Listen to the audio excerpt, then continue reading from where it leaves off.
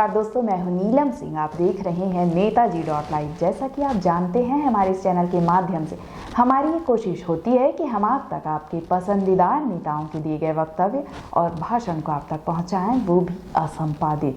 प्रदेश कांग्रेस अध्यक्ष दीपक बैज ने railway station में यात्रियों से मिलकर उनकी परेशानियों को जाना।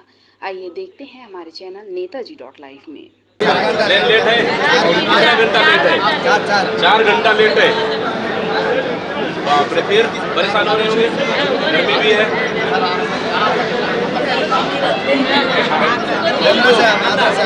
हिंदी नहीं आता है। लेट ट्रेन, कितना घंटा लेट? 4 घंटा लेट।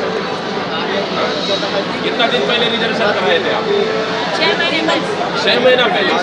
आप 6 महीना पहले और आप 4 महीना पहले। ये देख लीजिए, हमारी दीदी है, 4 महीना पहले ट्रेनें बुक हुई थी और 6 महीना पहले ट्रेनें बुक हुई थी। ये साक्षात कह रहे हैं कि 4 घंटे लेट है। इसलिए हम केंद्र सरकार से मांग करते हैं, मोदी जी से मांग करते हैं।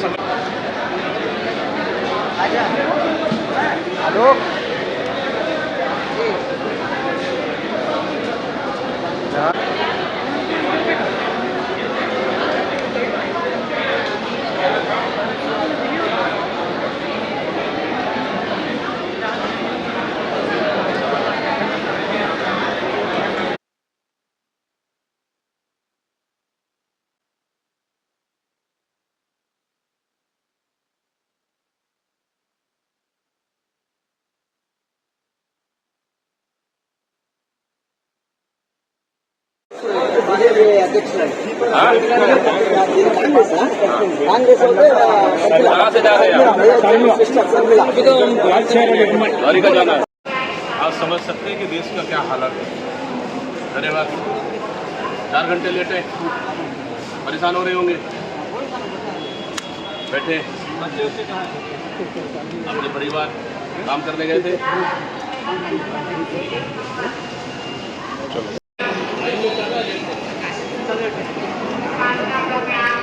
हाँ?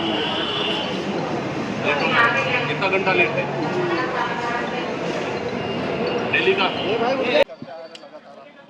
ये देख रहे हैं आप, रेलवे स्टेशन के हम लोग नजदीक है और रेलवे स्टेशन में है।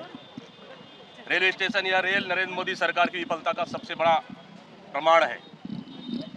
जो रेल नहीं चला पाए, वो 10 साल तक कैसे सरकार चलाएंगे, कैसे सरकार चलाए, ये सबसे बड़ा सवाल है। गर्मियों की छुट्टी चल रही है, शादी ब्याहों का सीजन है और लोग महीने पहले टिकट बुक करवाकर एन यात्रा के दिनों ट्रेनें रद्द होने का फरमान जारी कर दिया जाता है। साथ ही अकेले रायपुर रेलवे स्टेशन में प्रतिदिन हजारों यात्री ट्रेनों के लेट लतीफ और रद्द होने के कारण लगातार परेशानियां बढ़ रही है। वर्तमान में एक बार फिर 18 ट्रेनों को रद्द कर दिया गया है। साथ ही देश में आज कोई भी ट्रेन नहीं है जो समय पर गंतव्य के लिए चलती हो। लगातार घंटों लेट लतीफ चल रही है। साथ ही मोदी सरकार की तानाशाही और छत्तीसगढ़ विरोधी रवैया के कारण पिछले 3 साल से अधिक समय से छत्तीसगढ़ में लगभग 62,000 ट्रेनों को रद्द कर दिया गया है। साथ ही लोकसभा चुनाव में भाजपा को वोट देने का मतलब है यात्री ट्रेनों को बंद करने का षड्यंत्र का समर्थन करना। तो इस तरह से कि लगातार देश की आज़ादी के बाद का स्थिति मोदी सरकार में आई है, जहां रेलवे की यात्री सुविधा इतनी ज़्यादा भयावह हो गई है कि यात्री लगातार अपने गंतव्य तक जाने के लिए भटक रहे हैं। साथ ही बुजुर्गों, बच्चों, विकलांगों को मिलने वाली सुविधाओं को मोदी सरकार ने मुनाफाखोरी के चक्कर में बंद कर दिया गया है। साथ ही जिस तरह से 2014 से पहले कांग्रेस की सरकार ने रेलवे लाइनों का विस्तार किया, दोहरीकरण और तीसरी लाइनें बिछी, बड़े पैमाने पर इलेक्ट्रॉनिकेशन के काम हुए, तब ट्रेनें बाधित नहीं की। लेकिन मेंटेनेंस का बहाना कर मोदी सरकार ने लगातार ट्रेनों को बंद कर रही है और यात्री रेल सुविधा को बचाने के लिए आवश्यक है कि भाजपा और मोदी सरकार के खिलाफ मतदान किया जाए।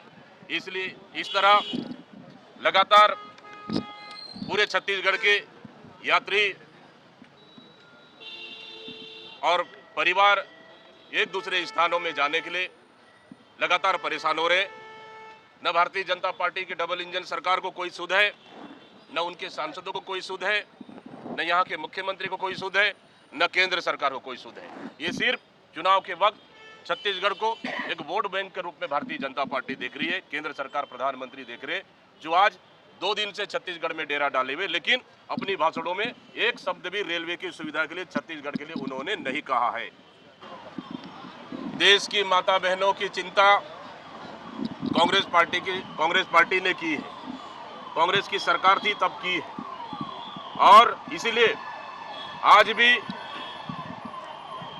बल्कि नरेंद्र मोदी की सरकार ने देश की जनता और महिलाओं को हक को छीनने का, डाका डालने का काम किए महंगाई बढ़ाने के नाम से। बल्कि कांग्रेस की सरकार और कांग्रेस पार्टी देश की माता बहनों के मंगलसूत्र बचाने का काम की है। उदाहरण मैं दे रहा हूं, जब देश में युद्ध की स्थिति रहा, लड़ाई चल रही थी, तो देश की प्रधानमंत्री स्वर्गीय इंदिरा गांधी ने अपने गहने तक सेना को दान किए थे।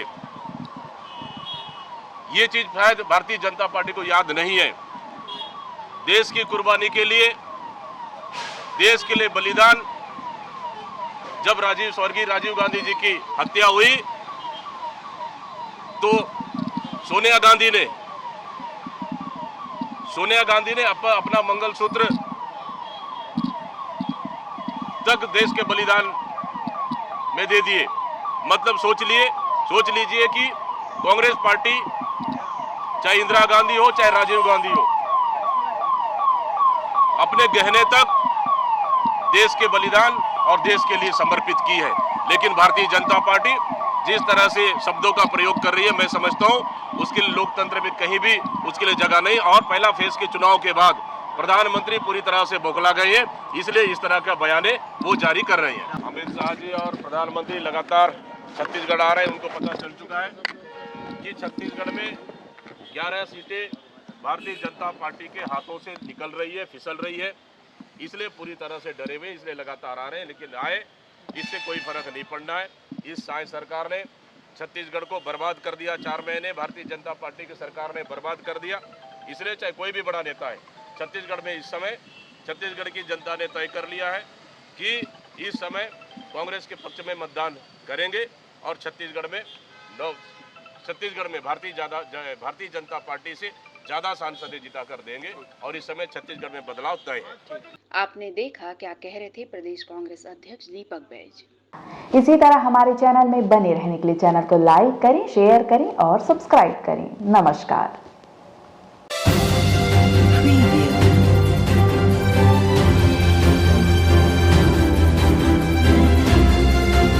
नेताजी.live के प्रायोजक है Satyadeep diagnostic and clinic, Supela, Bhilai.